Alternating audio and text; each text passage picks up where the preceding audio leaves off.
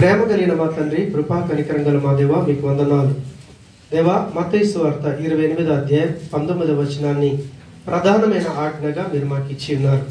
ఆ ఆజ్ఞను దేవా మేము పాటించుటకు మొదలు మేము శిష్యులమై ఇతరులను శిష్యులనుగా చేసేటటువంటి భాగ్యము నాకు మా అందరికి ఇచ్చి మీరు మహిమ పొందుమని యేసు నామమున ప్రార్థించి వేడుకుంటున్నాము తండ్రి. ఆమేన్. హల్లెలూయా. పోయిన వారం కొంచెం ధ్యానించాము. ఒక వ్యక్తి శిష్యుడిగా ఉండాలి అంటే ఆ వ్యక్తికి దేవుని పిలుపు ఉంటుంది. దేవుడి మాటకి వెంటనే లోబడి వెంబడిస్తాడు. రెండవదిగా ఆ వ్యక్తికి తిరిగి జన్మించిన అనుభవం ఉంటుంది. మూడవది రక్షణ, విమోచన అనుభవం ఉంటుంది. ఈ మూడిట్లో మొట్టమొదటి మనం ధ్యానిస్తున్నాము పిలుపు. ఒక వ్యక్తి దేవుణ్ణి పిలిచాడు అనుకోండి. పేతురుని పిలిచిన విషయం మనం ధ్యానించాం. మత్తయి సువార్త 4వ అధ్యాయంలో 20వ వచనాన్ని మనం ధ్యానించాం. పేతురుని ఇలా పిలిచాడో లేదో యేసు ప్రభును వెంబడించాడు స్పాట్లో. ఆ విషయాన్ని మనం ధ్యానించాం. ఈరోజు రెండో విషయాన్ని ధ్యానిద్దాం. ఒకసారి లూకా సువార్త 14వ అధ్యాయం, లూకా సువార్త 14వ అధ్యాయం 33వ వచనాన్ని చూద్దాం. ఆ ప్రకారమే మీలో తనకు కలిగినదంతయు విడిచిపెట్టని వాడు నా శిష్యుడు కానేరడు. తనకు ఆ ప్రకారమే మీలో తనకు కలిగిన అంతయు విడిచిపెట్టని వాడు నా శిష్యుడు కానేరడు. అంటే ఒక వ్యక్తి శిష్యుడిగా కావాలి అనుకుంటే ఆ వ్యక్తిలో రావాల్సిన మార్పు ఏంటో ఇక్కడ చెప్తా ఉన్నాడు. ఏమని చెప్తున్నాడు ఆయన? ఈ లోకంలో మనకెన్నో ఉంటాయి. వస్తువులు ఉండొచ్చు, ఆస్తులు ఉండొచ్చు, పేరు ప్రతిష్టలు ఉండొచ్చు. ఇవన్నీ లోకంలో మానవులుగా మనం కలిగి ఉంటాం. దేవునికి స్తోత్రం.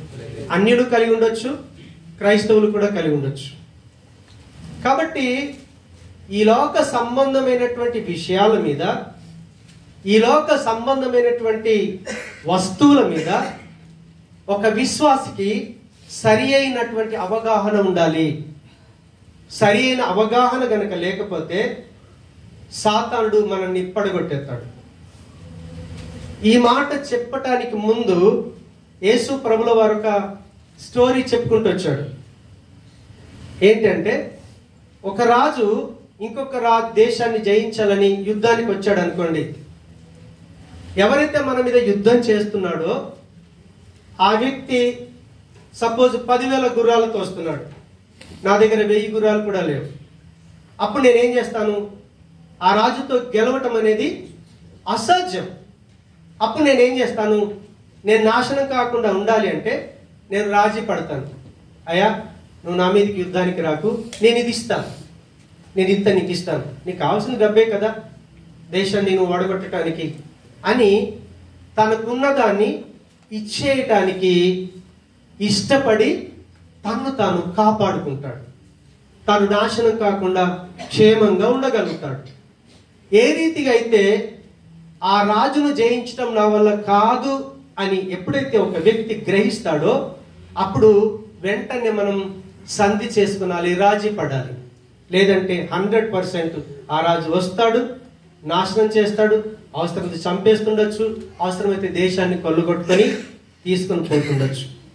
సేమ్ అదే ఉద్దేశాన్ని యేసు ప్రభు తెలియజేస్తా ఉన్నాడు. ఒక్క విశ్వాసి శిష్యుడు కావాలి అంటే, మనం ఇందాక విశ్వాసుల గురించే వాక్యాలు వినుకుంటూ వెళ్తున్నాం. ఇది కొంచెం హై లెవెల్ అన్నమాట. కొంచెం మనం మొదటి మెట్టు నుంచి రెండో మెట్టులకు వెళ్తా ఉన్నాం. శిష్యుడు కావాలంటే ఎప్పుడు కాగలుగుతాము అని అంటే, ఇప్పుడు ఇక్కడున్న మనం అందరం కూడా ఎవరి ఆధీనంలో ఉన్నాం? 100%. అవునా? సరే, మనకు విరోధి ఎవడు? సాతాను. మనకు విరోధి మనుషులు కాదు. వాస్తవంగా ప్రవీణను చంపింది మనుషులు కాదు, సాతానుడు వాళ్ళను ప్రేరేపించాడు. దేవునికి స్తోత్రం. హల్లెలూయా. ఈ లోకంలో ఒక విశ్వాసికి ఎప్పుడు యుద్ధమే.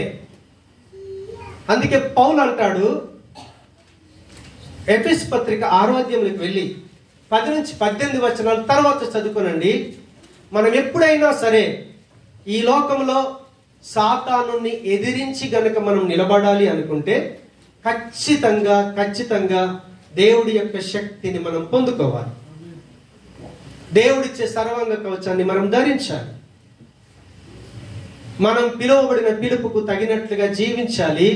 అందుకు ప్రార్థన అనేది చాలా ప్రాముఖ్యమైంది, అవసరమైంది. హల్లెలూయా. ఇప్పుడు చూడండి, సాతానుడు మనల్ని ఏ విషయంలో పడగొడతాడో తెలియదు. మనం క్రైస్తవులమే. మన యొక్క యాత్ర కనాను దాకా వెళ్ళాలి. ఇందాక పాట పాడాం మనం. ఐగుప్తు నుంచి బయలుదేరారు, ఎరికో దాకా వచ్చిర్రు. ఎరికోను జయించి వాళ్ళు కనాను దేశానికి వెళ్ళాలి. ఎరికోను జయించకపోతే వాళ్ళ యాత్ర ముందుకు సాగదు.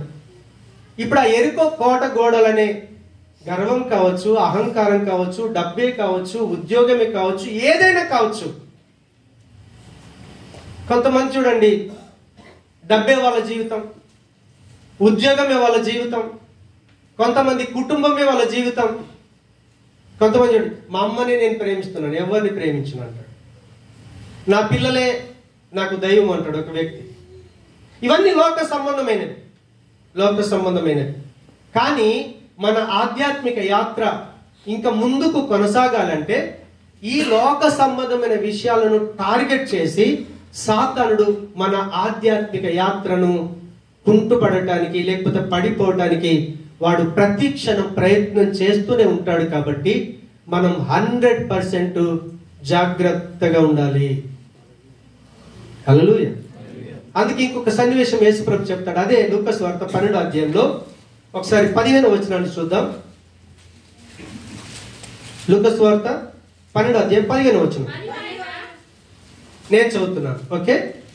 మరియు ఆయన వారితో, మీరు ఏ విధమైన లోభమునకు ఎడమీయక జాగ్రత్త పడుడి. ఒకని కలిమి విస్తరించుట వాని జీవమునకు మూలము కాదు అనేను. మరియు ఆయన వారితో, మీరు ఏ విధమైన లోభమునకు అవకాశం ఇవ్వకుండా జాగ్రత్త పడాలి. లోభి అని ఎవరిని అంటారు? మీరు చెప్పాలి. లోభి అంటే ఎవరు? ఇంకా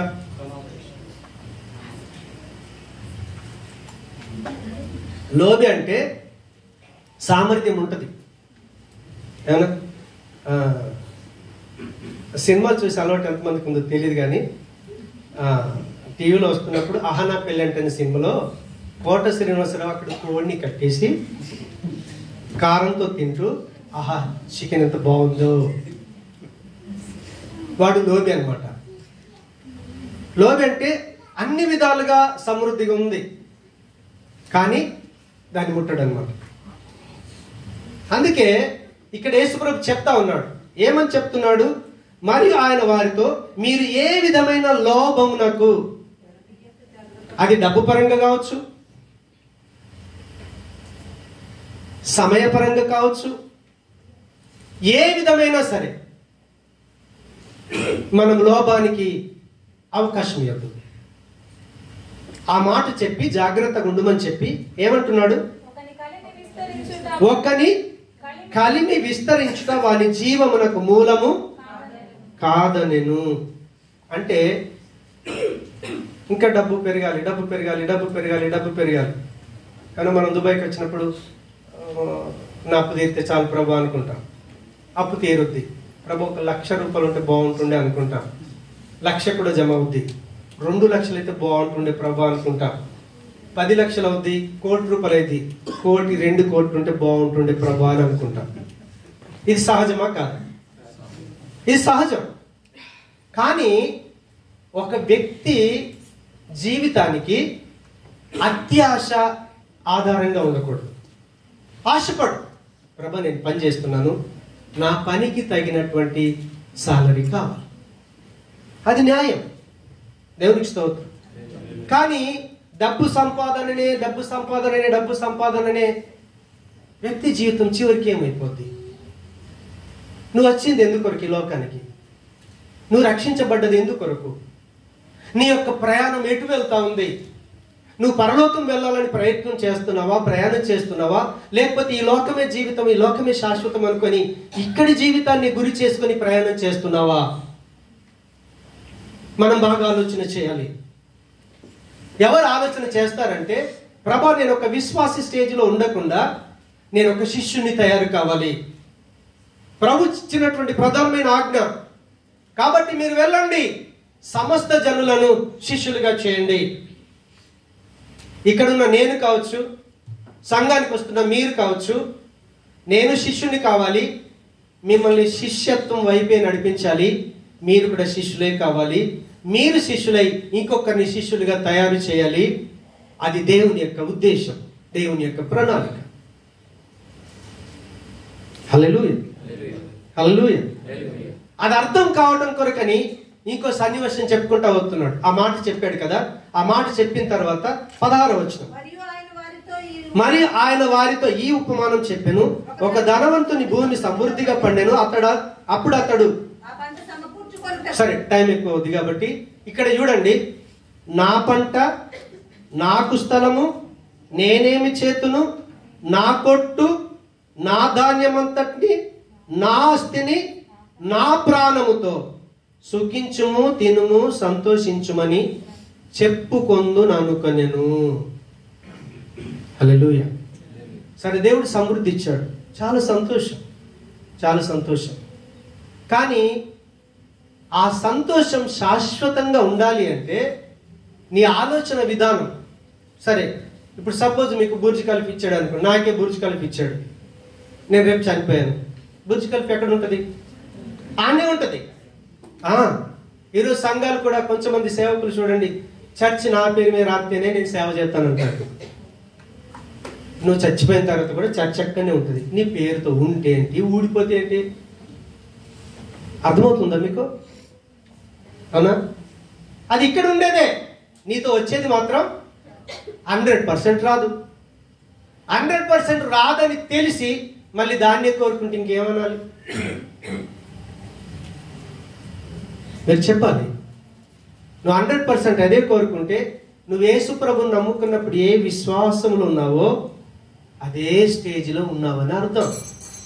పిల్లోడు పుట్టిన తర్వాత వాడికి పాలే ఇవ్వాలి. 2 సంవత్సరాలు అయింది, పాలు ఇస్తారా? 4 సంవత్సరాలు అయింది, పాలు ఇస్తారా? దుబాయ్కి వచ్చారు, పాలు దాక్కుంటూనే వచ్చారా? ఎంత సిగ్గుచెట్టు. మనం ఆలోచించే విధానంలో మార్పు రావాలి. మనకున్న ఆలోచన డిఫరెంట్గా ఉండాలి. అన్యుల్లాగా ఉండదు, లోకస్తుల్లాగా ఉండకూడదు. ఒకవేళ లోకస్తుల్లాగా ఉంటే ఏం జరుగుద్దో ఇక్కడ 20వ వచనం చెప్తున్నాడు. అయితే దేవుడు, వెర్రివాడా, ఈ రాత్రి నీ ప్రాణమును అడుగుచున్నాను, నీవు సిద్ధపరిచినవి ఎవని వగునని అతనితో చెప్పెను. దేవుని ఎడల ధనవంతుడు కాక తన కొరకే సమకూర్చుకొనువాడు అలాగుననే ఉండునని ప్రభు చెప్పాను. తినటానికి అన్నం కావాలి, కట్టుకోవటానికి వస్త్రాలు కావాలి, ఉండటానికి చక్కటి ఇల్లు కావాలి. వద్దనలేడు దేవుడు. దేవుడు వద్దన్నాడా? వద్దనలేడు. కానీ అత్యాశకు వెళ్ళొద్దు. సంపాదించిన సంపాదన అంతా నేనే అనుభవించాలనుకుంటామే, అది దుర్మార్గమైన పని. ఎందుకు అంటే, సరే నువ్వు సంపాదించావు, ఉట్టి చేతులతో వెళ్ళిపోయావు, నీవంటే వచ్చేది మన ఇంటి ఏమొస్తాయట? మన క్రియలు. మన ఇంటి వచ్చేవి అది సంబంధించేటప్పుడు పాట పాడతారు కదా, నాకు జ్ఞాపకం రావట్లేదు ఆ పాట. ఏది రాదు వెంట అనే, నీకెందుకు ఈ తంట, ఎందుకు నీకు ఏలర తంట. హల్లెలూయా. అంటే క్రీస్తులోకి వచ్చిన తర్వాత మన యొక్క ఆలోచన విధానంలో మార్పు రావాలి. దేవుడు అన్యాయం చేస్తాడా? అన్యాయం చేయడు. 100%గా కాకులను పోషించే దేవుడు నిన్ను పోషించడా? పోషిస్తాడా? లేదు. అవునా? అక్కడ 3 చెప్పాడు, పువ్వుల గురించి, కాకుల గురించి, ఇంకోటి ఏం చెప్పాడు? మత్తయి సువార్త 6వ అధ్యాయం. మనం బైబిల్ చదివేటప్పుడు కాన్సెప్ట్ చేసుకుంటూ చదవాలి, ఏదో అయిపోవాలని చదవకూడదు. హల్లెలూయా. తినటానికి ఆహారం గురించి మాట్లాడాడు, వస్త్రం గురించి మాట్లాడాడు, మనం ఉండటానికి స్థలం గురించి మాట్లాడాడు. కానీ అవన్నీ ఎప్పుడు ఇస్తాడు? నువ్వు దేవుని గురించి ఆలోచన చేయి, దేవుని యొక్క రాజ్యం గురించి ఆలోచన చేయి.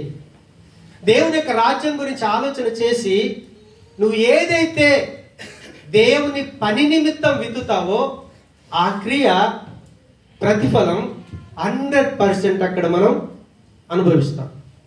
లేదంటే అక్కడ ఏమీ లేదు. దేవునికి స్తోత్రం. యేసు ప్రభు జీవితం మరియ యోసేపుల కొడుకే, అవునా కాదా? వడ్రంగి వాడైన యోసేపు యొక్క కొడుకు కాదా? ఎక్కడి నుంచి ఇంత జ్ఞానం వచ్చింది?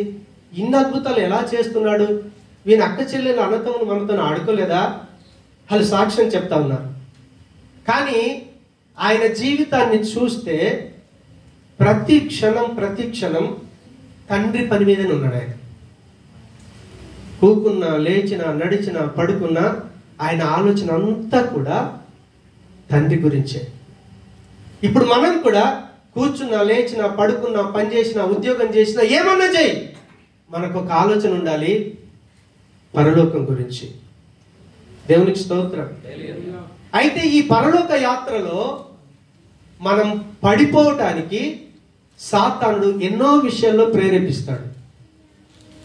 ఒక ఎగ్జాంపుల్, పౌలు అద్భుతమైన పరిచర్య చేశాడు కదా. ఆయన అంత పరిచర్య చేయటానికి కారణం ఏంటో తెలుసా? అవి కొన్ని కాదనుకున్నాడు ఆయన. అయితే నేను ముందుకు సాగగలిగాడు.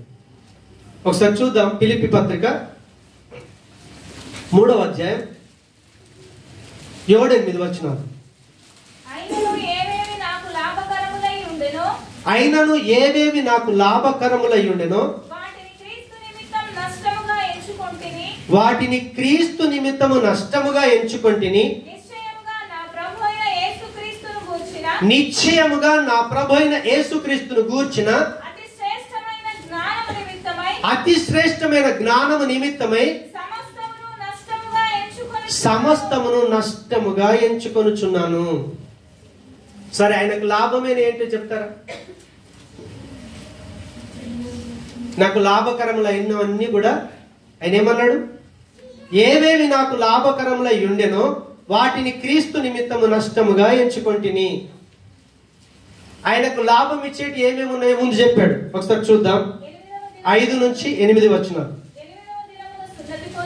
8వ దినమున సున్నతి పొందితిని, ఇశ్రాయేలు వంశపు వాడనై బెన్యామీను గోత్రములో పుట్టి హెబ్రీల సంతానమైన హెబ్రీయుడనై ధర్మశాస్త్రం విషయము పరిసయుడనై ఆసక్తి విషయంలో సంఘమును హింసించువాడనై ధర్మశాస్త్ర వలని నీతి విషయంలో అనింద్యుడనై ఉంటిని. ఇంకా వాక్యం ఏం చెప్పుద్ది అంటే ఆయన రోమ పౌరసత్వాన్ని కలిగి ఉన్నాడట. దేవునికి స్తోత్రం. హల్లెలూయా. ఇప్పుడు చూడండి, రోమ పౌరసత్వాన్ని ఆ రోజుల్లో డబ్బులిచ్చి కొనుక్కునేవారు. కానీ పుట్టుకతోనే రోమీయుడు. రోమీని ముట్టాలంటే అధికారం లేదు. అదే రీతిగా పౌలు ఏదైతే నాకు సున్నతి ఉంది, నేను హెబ్రీయుణ్ణి, బెన్యామీన్ గోత్రంలో పుట్టాను, ధర్మశాస్త్రం అంతా కూడా ఒక మంచి ప్రొఫెసర్ దగ్గర నేర్చుకున్నాను, ధర్మశాస్త్రం ఏ విషయాలు చెప్తుందో వాటి విషయాల్లో అనింద్యుడనై ఉన్నాను, నీతిమంతుడిగా ఉన్నాను అనుకున్నప్పుడు ఆయన విషయం ఎట్లుంటో తెలుసా? గర్వం వస్తుంది. తెలుస్తాం. చూడండి, డబ్బు ఉందనుకోండి, డబ్బు మనకు గర్వాన్ని తీసుకొస్తుంది. బాగా జ్ఞానం ఉందనుకోండి, గర్వాన్ని తీసుకొని వస్తుంది. మంచి ఉద్యోగం ఉందనుకోండి, మనకు గర్వాన్ని తీసుకొస్తుంది. అవునా? సరే, ఇప్పుడు సాతానుడు ఏం చేస్తాడు? మన మధ్యలోకి ఎవరైనా సపోజ్ పోలీస్ ఆఫీసర్ వచ్చాడు అనుకోండి, మామూలు సివిల్ డ్రెస్లో వస్తే ఎవరు అనుకుంటాం, సార్ నేను పోలీస్ ఆఫీసర్ అని, సార్ బాగున్నారా అంటాం లేదు. ఎందుకంటాం? ఆయన కలిగి ఉన్నటువంటి హోదా ఏదైతే ఉందో లోకములో ఆయనకు గౌరవం దొరుకుతుంది. ఆయనకు కలిగినటువంటి డబ్బు లోకములో సౌకర్యాన్ని ఇస్తుంది. పేరు ప్రతిష్టలు లోకంలో మనల్ని ఏం చేస్తాయి? ఒక ఉన్నత స్థానంలో నిలబెడతాయి. సాతాను ఏం చేస్తాడో తెలుసా? ఈరోజు దేవుని పిల్లల మనల్ని కూడా డబ్బు విషయంలో కావచ్చు, ఉద్యోగ విషయంలో కావచ్చు, మనల్ని హెచ్చు స్థానంలో ఉంచేటట్టుగా మనలో ప్రేరేపణిస్తాడు. హల్లెలూయా. ఎప్పుడైతే నీలో గర్వం వచ్చేసిందో సాతాను గాడు మనల్ని పడగొట్టేస్తాడు. ఒక్క మాట అంటే కూడా ఓర్చుకోలేదు. హల్లెలూయా. పౌలుకు అర్థమైంది ఏంటో తెలుసా? ఎప్పుడైతే ప్రభుతోని కౌన్సిలింగ్ అయిందో, ఓహో ఇవన్నీ ఉన్నప్పుడు, అవన్నీ ఉన్నాయి, వాటన్నిటి నుంచి పౌలు యొక్క పాప స్థితి నుంచి ఆయనకున్న డబ్బు కావచ్చు, ఆయనకున్న హోదా కావచ్చు, ఆయనకున్న పలుకుబడి కావచ్చు, ఆయనకున్న రోమ సభ్యత్వం కావచ్చు, ఆయన యూదుడు కావచ్చు, ఆయన ధర్మశాస్త్రంలో మంచి పండితుడు కావచ్చు, ఏ ఒక్కటి కూడా తన పాపానికి రావాల్సిన శిక్ష నుంచి అవి విడిపించలేవు. కానీ ఎప్పుడైతే తాను పాపినని అర్థమైందో, నా పాపం కొరకు ప్రభు శిలువలో చనిపోయి తన ప్రాణం పెట్టి కొనుక్కున్నాడని అర్థమైపోయిందో, ఆయనకు అర్థమైపోయింది నేను నా సొత్తు కాదు. ఈరోజు నేను కలిగినటువంటి సమస్తం ఏదైనా కావచ్చు, లోకంలో నాకు ఒక మంచి ఉన్నత స్థితిని ఇవ్వచ్చు, పేరు ప్రతిష్టలు ఇవ్వచ్చు, కానీ పరలోకంలో అడుగు పెట్టడానికి అవేవి కూడా నాకు సహకరించలేవు. కాబట్టి నేనేదైతే ఆధిక్యతను కలిగి ఉన్నానో, ఈ లోకంలో ఏవైతే నాకు లాభాన్ని ఆర్జించి పెడుతున్నాయో, క్రీస్తు నిమిత్తము నేను నష్టముగా ఎంచుకున్నాను. సంఘంలోకి వచ్చాక మనకు మంచి సాలరీ ఉండొచ్చు, మంచి ఉద్యోగం ఉండొచ్చు, మంచి జ్ఞానం ఉండొచ్చు, కానీ మనకున్న ఆస్తి కంటే ఆస్తిపరులు ఎవరో తెలుసా?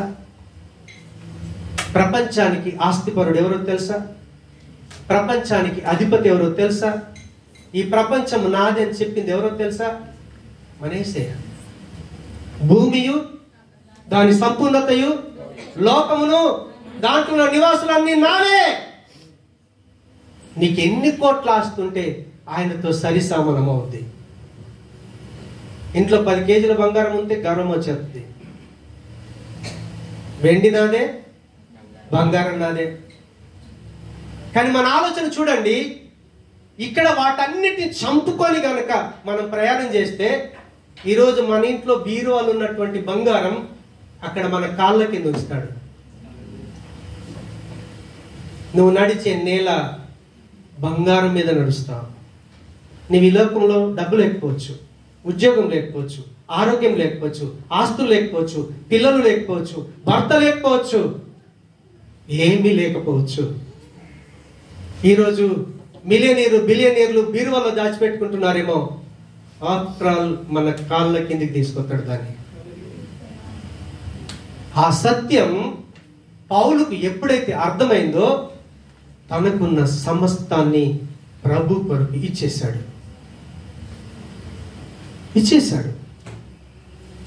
సాతానుడేమో పట్టుకోమని చెప్తాడు.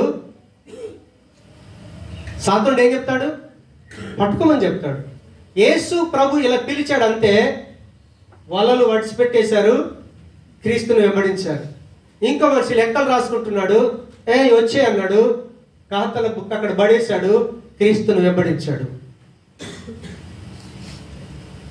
కారణం ఏంటో తెలుసా?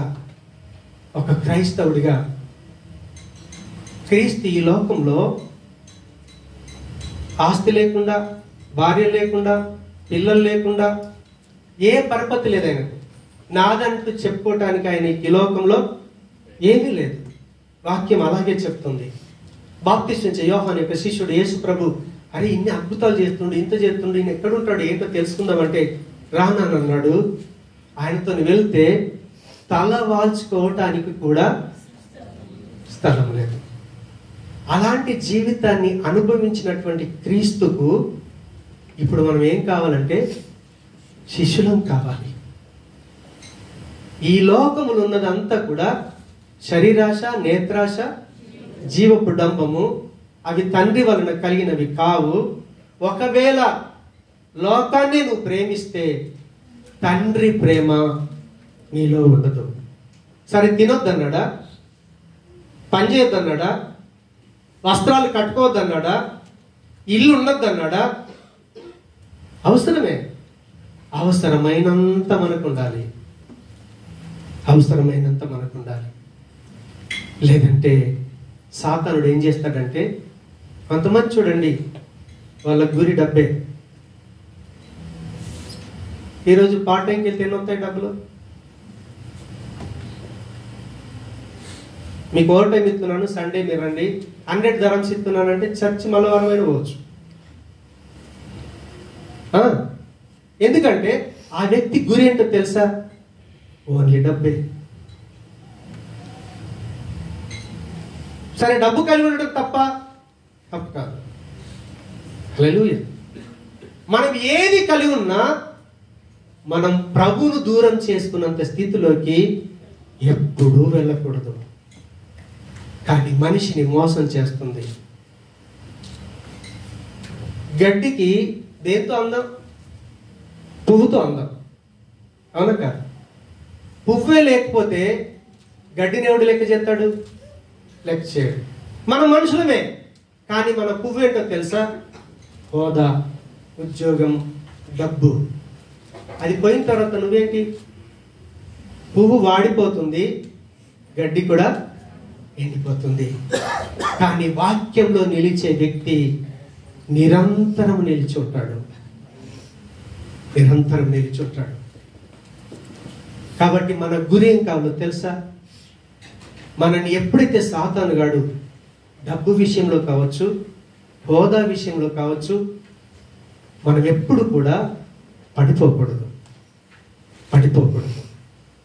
పౌలు ఆయన రోమా సభ్యుడు కాబట్టి, సభ్యత్వాన్ని కలిగి ఉన్నాడు కాబట్టి ఎక్కడికి వెళ్ళినా ఆయనకు రెస్పెక్ట్ ఇస్తారు. కానీ ఆయన ఎలాంటి స్థితిలోకి వెళ్ళాడో తెలుసా? వాళ్ళతో కొట్టబడటానికి. పౌలుని ఎన్నిసార్లు కొట్టారు. పౌలు ఒంటి మీద బట్టలు లేకుండా దిగంబరిగా ఉన్నాడట. చలిలో ఉన్నాడు, ఆహారం లేకుండా ఉన్నాడు, కొట్టబడ్డాడు. ఎన్ని శ్రమల గుండా వెళ్ళాడో తెలుసా? ఎందుకు ఉండగలిగాడో తెలుసా? తనకున్నటువంటి హోదాలన్నిటినీ పక్కన పెట్టగలిగాడు. కాబట్టి యేసు ప్రభు దేవుడై ఉండి మనుషుల పాదాలు కడిగాడే. ఈరోజు సంఘంలో అహం ఏలుతా ఉంది. రెస్పెక్ట్ ఇయ్యలేదు అనుకోండి. రెస్పెక్ట్ ఇవ్వకపోతే పాస్టర్ గౌరవించట్లేదు. ఈ సంఘం కాకపోతే ఇంకో సంఘం. సాతానుడు నేను పడగొట్టేశాడు. సాతానుడు ఏం చేశాడు? నీ ఆధ్యాత్మిక జీవితాన్ని, లైఫ్ను క్లోజ్ చేయాలని వాడు అటాక్ చేసినప్పుడు నువ్వేమి చేయాలి తెలుసా? ఆహాన్ని ఇచ్చేసాయి. దేవుని సన్నిధికి దూరం కావటానికి నీకు ఈరోజు పార్ట్ టైం ఇచ్చాడు, ఓ టైం ఇచ్చాడు. నీ పార్ట్ టైం, నీ ఓ టైం నీ దగ్గర ఉంచుకో. నాకు దేవుడు కావాలి. ఆ డబ్బుని ఇచ్చేసేయి. హల్లెలూయా. కొంతమందికి అయ్యో నాకు ఇంత బాగొచ్చు, కనీసం వాక్యం చెప్పడానికి ఎత్తలేడు, కీర్తన చదవటానికి ఎత్తలేడు, నాకు మంచి స్వరం ఉంది పాడటానికి ఎత్తలేడు. ఇక్కడ నిలబడి పాడేది ఒక్కడే, కానీ అక్కడ అందరం కలిసి పాడుతూ ఉంటే ఎంత ఉజ్జీవం. ఆయన పాడిన దానికంటే మనం కలిసి పాడితే ఎంత ఉజ్జీవం, ఎంత ఆనందం, ఎంత సంతోషం. దేవుడిచ్చిన బాధ్యతలు, అప్పగించిన వాటిని నిర్వర్తించకుండా దేవుడిచ్చిన స్థానాన్ని పోగొట్టుకుంటూ నీ ఆధ్యాత్మిక యాత్రలో నువ్వు ఆగిపోవటానికి సాతానుడు ప్రేరేపిస్తే నువ్వేం చేయాలి తెలుసా? ఇచ్చే, అప్పగించుకో.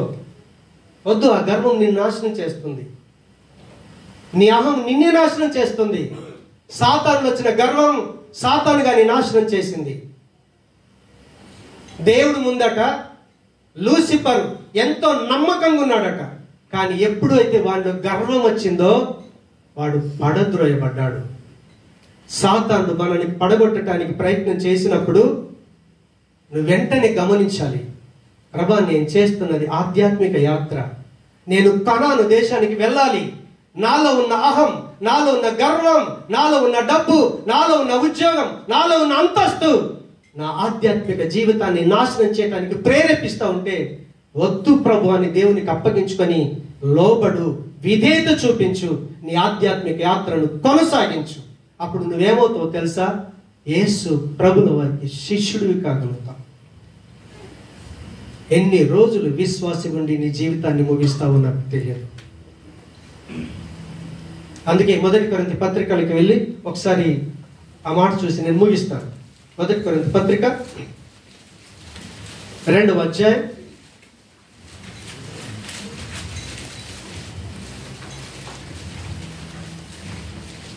11 నుంచి నేను చదువుతున్నాను. వేయబడిన తప్ప మరి ఒక పునాది ఎవడును వేయనేరడు, ఈ పునాది యేసుక్రీస్తే. ఎవడైనా ఈ పునాది మీద బంగారు, వెండి, వెలగల రాళ్ళు, కర్ర, గడ్డి, కొయ్య, కాలు మొదలైన వాటితో కట్టినేడలా వాని వాని పని కనబడును. ఆ దినమున దానిని తేటపరచును, అది అగ్ని చేత బయలు పరచబడును. మరియు వాని వాని పని ఎట్టిదో దానిని అగ్నియ పరీక్షించును. పునాది మీద ఒకడు కట్టిన పని నిలిచిన ఎడల వాడు జీతము పుచ్చుకొనును. ఒకని పని కాల్చివేయబడిన ఎడల వానికి నష్టము కలుగును. అతడు తన మట్టుకు రక్షింపబడును గాని అగ్నిలో నుండి తప్పించుకున్నట్టు రక్షించబడును. ఇప్పుడు చూడండి, గడ్డి, కొయ్య, కర్ర మూడింటిని అగ్నిలో కాల్చాం. వెండి, బంగారం, వెలగల రాళ్ళు కాల్చాం. ఈ మూడింటిని చూస్తే ఇటువైపు ఓన్లీ బూడిద మిగులుద్ది. అటే మిగులుద్ది వెండి, ఇంకా ప్యూరిఫై అవుద్ది. బంగారం ఇంకా ప్యూరిఫై అవుద్ది. వెలగల రాళ్ళు ఇంకా షైనింగ్ వచ్చేస్తుంది. మనం ప్రభువును అంగీకరించి ఆయనను నమ్మి బాప్తిసం పొంది ఒక విశ్వాసిగా జీవించినందుకు మనం రక్షించబడతాం. కానీ బూడిదలాగానే వెళ్తాం. సాతానుడు ఒకవేళ ప్రేరేపించి నీ ఆధ్యాత్మిక జీవితాన్ని నాశనం చేయాలని ఏ విషయంలో ప్రేరేపిస్తాడో పౌలులాగా మనకు లాభకరమైనటువంటి ప్రతిదాన్ని నష్టంగా ఎంచుకుంటే మన ఆధ్యాత్మిక యాత్ర ముందుకు కొనసాగుతుంది. అప్పుడు మనం ఏమవుతామంటే యేసు ప్రభుల వారికి శిష్యులం అవుతాం. అలాంటి జీవితాన్ని దేవుడు మనకు దయచేయునుగాక. ఒకరించి ప్రార్థన చేసుకుందాం. ప్రేమగల మా తండ్రి, దేవా, మేము శిష్యులం కావాలి అంటే మా జీవితాల్లో ప్రథమ స్థానం నీకు ఇవ్వాలి. మీరే గురువు కావాలి. మా జీవితానికి ఆధారం డబ్బు కాదు నాయన, అంతస్తులు కావు, పేరు ప్రతిష్టలు కావు. మేము ఏది కలిగి ఉన్నామో అది మమ్మల్ని అహంలోకి, గర్వంలోకి, నాశనంలోకి తీసుకొని వెళుతుంది. కాబట్టి సాతాను ప్రేరేపిస్తున్నప్పుడు వాటిని విడిచిపెట్టుకొని లోబడే మంచి మనసు ఇచ్చి విధేయత కలిగి మా ఆధ్యాత్మిక జీవితాన్ని కొనసాగించుటకు కృప చూపించి సహాయం చేయమని యేసు నామమున ప్రార్థించి వేడుకుంటున్నాము తండ్రి.